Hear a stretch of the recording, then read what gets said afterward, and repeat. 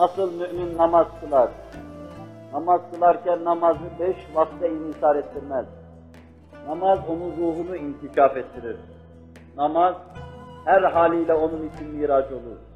Namaz insanın ilahi alemlere doğru kanat çıkmasına, yükselmesine, miraç yapmasına vesile olur. Ve ehli tahkikin ifadesi içinde müminin miracı şeklinde ele alınır.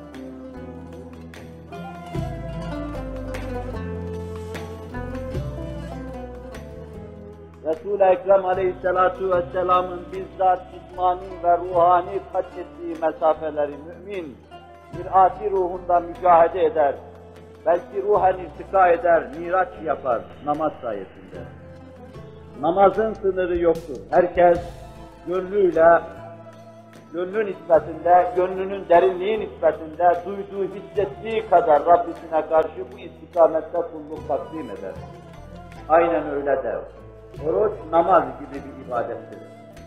Tamamen müminin iç derinliği içinde ele alınan bir ibadettir. Rabbin mükafatını zat-ı uluhiyetine izafe ettiği, karşılığını ben veririm, kimse değil. Kitaba, deftere kaydedilmez o. Kimse onun mükafatını hesap edemez, bilemez şeklinde ele aldı oruç. Müminin içten içe Rabbi ile münasebetinin ifadesi.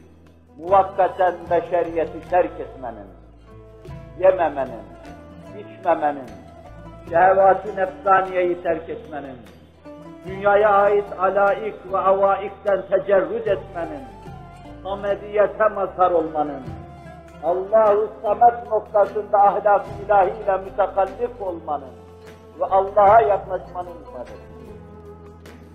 Onun içindir ki hakiki bir mümin, yer yer oruca başvurur. Perşembe, pazartesi başvurur. Eyyam-ı Bîd dediğimiz ayın 13, 14, 15'inde başvurur. Ayın başında, sonunda, ortasında başvurur. Hatta öyle kimseler vardır ki Seyyidina Hazreti Davud'a iktida etmişlerdir. Bir gün yemek, bir gün tutmak suretiyle oruca başvurur.